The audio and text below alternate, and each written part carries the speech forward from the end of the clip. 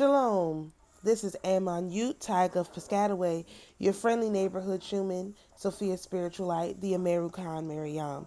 And we are here with a video to discuss this upcoming Super Bowl. Now, this is take two, so I know these people are mad, as they always are when I, get into this information, but we're going to get into it anyway. So, let's start with the title here. We have the Golden Shumans versus the Bloody Chiefs. Let's talk about the Bloody Chiefs first, because that's where I was going, and let's give y'all a little background. This is a picture I just saw on Twitter, and it was saying, this is who they want you to think of when they think of the Chiefs, and this is true. This don't even make no sense. This is not what our people look like. I mean, some of our people do, yes, of course, but a great majority of the native indigenous people don't look like this, okay? And we already have an open call out to the Hopi chiefs, warriors, whoever, to come and publicly bring out the Hopi prophecy so that we can evaluate its for accuracy. We need to evaluate their interpretation for accuracy, okay? And so let's talk about how this relates to the Super Bowl, and then I'll go to the I'll do the Shumans next. So okay, this was supposed to be the Naga Bowl. What do I mean? It was supposed to be the Detroit Lions versus the Baltimore Ravens. You have Usher doing a halftime show. This was supposed to be the Naga Bowl. It was supposed to empower and make our people feel good. You know what I mean? Like, it's supposed to be something that brought our people together. And as a result of politics and the Biden administration seeking out the Taylor Swift vote, it looks like they rigged the game so that Kansas City would win, because it is obvious to anyone who was watching the game that Kansas City and also the 49ers were not Baltimore and the Lions were much better teams. The play calling was really weird. The ref calls were really horrible. Is a lot of our men who was watching these games, because I was, just watching them on Twitter, because as I've mentioned before, I'm a Redskins fan, and there's no Redskins anymore, so therefore I'm not an NFL fan. I don't watch football because I'm only a Redskins fan, which I may become a Jaguars fan. I've been thinking about that. Anyway, that's neither here nor there. So, as a result of that, them trying to get this Taylor Swift vote, they've turned this into what one tweeter called it, the MAGA Bowl. And you have all of these white people, right? So I made a comment in the first video that I do want to repeat, and it is that even in football, politics is in everything. The mother deals in politics. And something else I'll mention right here too. So the mother deals in politics, and Jehovah, the father, deals in entertainment. He's gonna put on a show. This is why you have Jay-Z, Jehovah, who's taking on the embodiment of Jehovah, who organizes the entertainment for the Super Bowl. If you didn't know that, he's in charge of the entertainment. So that just is like, okay, this makes sense. So you have it orchestrated so that you have Jehovah putting on the entertainment, and you have Holy Mother Sophia putting on the politics of it all, and making it obvious to people when you watch these type of things that there's some kind of ritual going on. So this is what their plan is. They intend to have the Chiefs win, the Bloody Chiefs. They want the Bloody Chiefs to win. If you notice, all the pictures going around about Taylor Swift kissing the boy and all of that, she's got on this red lipstick. Her whole thing is about this red. And so that just, they're bloody. They're Bloody Chiefs.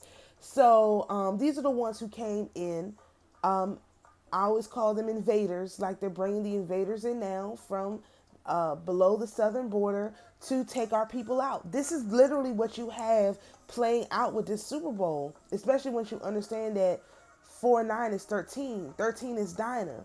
Dinah is the shaman or the Shuman of the 10 brothers and sisters. Yeah, Levi was a priest, right, but Dinah was the shaman. Difference. Big difference. And we have to also start to understand the difference between the priest and the shaman. So, yeah, Kansas City, man, they, and I'm not against either of these teams, but I just want to point out this is how they pull off their rituals. So they want Travis and Taylor to come to the White House, and they have this whole thing planned out and how amazing it's going to be.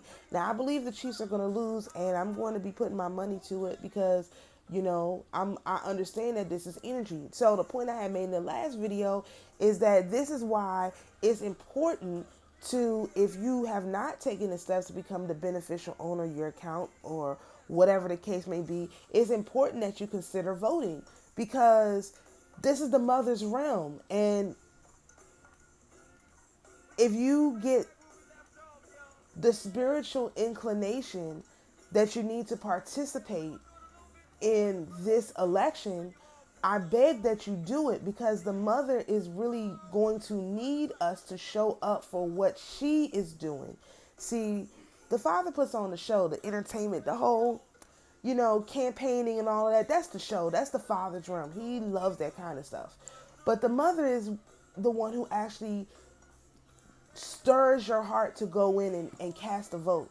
Not because of the campaigning, not because of, the antics and what's going on, but because what she's trying to do amongst the people in this country.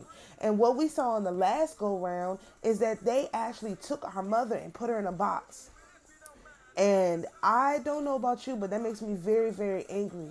So it has been put on me like over a year ago that our people are going to have to go out and participate in this election. And I know that goes against what most people have been taught, what most people think, what most people want. But that is what we are being called to do. She is calling us into her arena to help her. She needs us to be her feet and her hands. And part of being her feet and her hands is going in there and voting. It's really, really important this time around, and that will be revealed to you personally. I'm not here to, I'm going to tell you my prophecy, but that's not for this right now. We just talking about what they trying to do. This Super Bowl is all about defeating the daughter for once and for all. Yeah, these bloody chiefs are trying to take out our sister. The shamans, the Shumans. This is what they're trying to do, the 49ers. Now, how do I have proof of that? Now, I found a little article on the Native American women of the gold rush. Did you know that there were Native American women involved in the gold rush? And we know what the native of California looked like. They were copper colored, okay? So this is talking about, and let me just scroll up so y'all can see. When they show every other woman, look, Chinese woman, look, Hispanic woman. Look how they show our women. Half naked, backwards. This is just so annoying, man. Anyway, let's read this. In the early days of the gold rush, the indigenous people of California, copper-colored, our people, including women, also paying for gold, some quite successfully. Though gold had no exchange value in their cultures, they recognized its value for the new arrivals. The men would ding and pass the mud to children, who then carried it in baskets to the women. The women lined up along the stream, washed the mud in grass baskets, extracting the gold. However, as more and more immigrants from all over the world arrived, the invasion, just like happening right now, conflicts between the newcomers and the native people escalated. Indian, native people, copper-colored people extermination, relocation, and enslavement became the official California policy, and women were sometimes targets of rape or massacre and kidnapped and sold into slavery along with their children. In one incident, an aged chief surrounded himself with women as he was under attack by white men, telling the women they were safe because he did not believe the whites would kill women. The chief and all the women lost their lives. Look at this. The bloody chief. Oh, the women. Oh, he's supposed to get in front. Anyway, newcomers also brought disease and starvation as environmental resources were depleted. In 1850, California passed a law that allowed whites to enslave natives. 1850, who were found orphaned or loitering. Enslavement of native people had already been established by the Spaniards and Californios who preceded the gold rush. After the gold rush, bounties were offered for Indian hunters who could prove they had killed a native by bringing in a body part. Oh my freaking goodness. The Indian population fell from 150,000 in 1848 when the gold was discovered to 30,000 in 1879. It's because these people left. Some natives were able to escape extermination by passing as Mexicans. Stories of massacres, forced relocation, and kidnappings have been passed down through generations, often by women, and are still remembered by California native people today. This is who we're up against. These people want to take us out.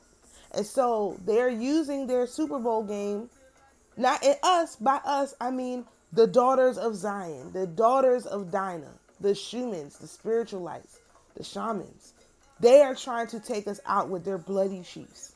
This is what the symbology of this Super Bowl is. And of course, nobody knows this. I have not seen one person attempt to explain the symbology because they don't know it. This is not about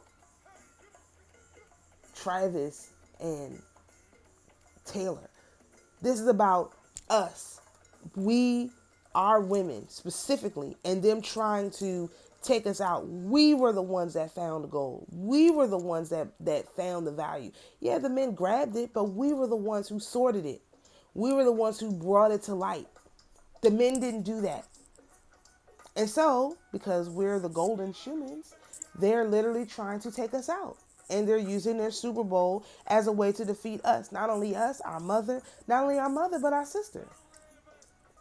They want to put us in the ground once and for all, using their chiefs. And that just makes you think, you know, I know some people, you know, like that term chief. I would never, me personally, I can't use that term. I don't care if that's what, well, first of all, we in where I'm from, they call the leaders Tayacs. You were the emperor, you weren't a chief. So that's, I don't ever have to worry about that because my people were, if you were the leader, you were the Tayac. You were not a chief. But y'all be very cautious about using these terms just because everyone else uses them. You want to make sure you got an understanding of what these titles mean, because you could be unknowingly perpetuating genocide against your own people.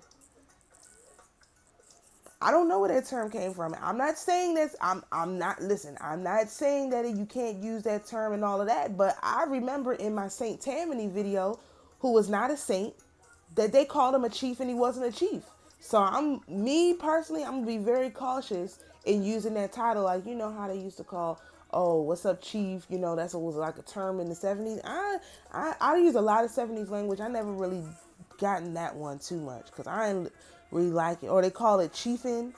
You know, what is chiefing? You know, it's you know, it's smoking. It's you know, putting a foreign substance in your body. You know, I just need y'all to think about these words before you go out and start using them. That's all, not to get into that too much, but that's why I don't call myself a shaman.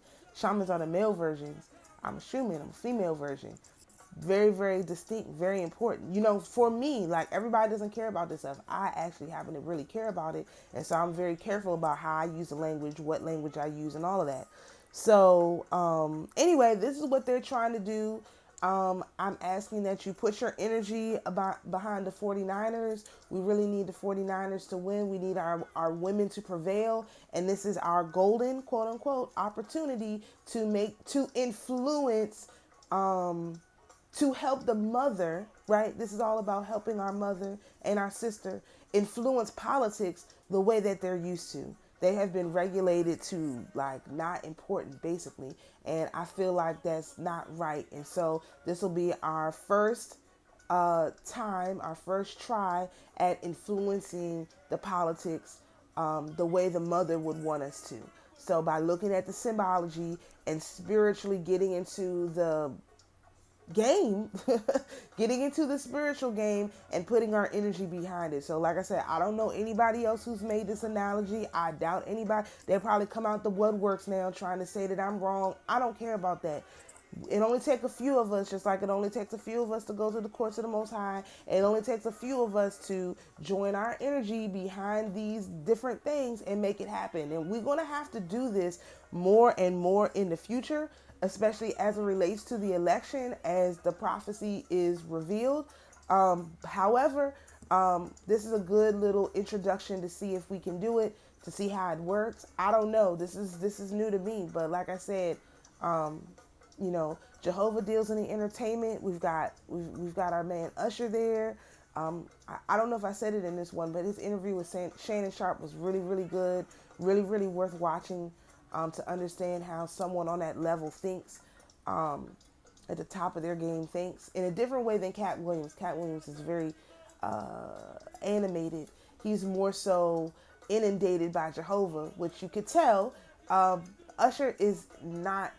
He's a little bit more balanced, right, between his Jehovah and his Sophia. That's the best. He is way more balanced between his Jehovah, his masculine, and his feminine, way more than Cat. Cat's really in his Jehovah mode, you know what I mean? And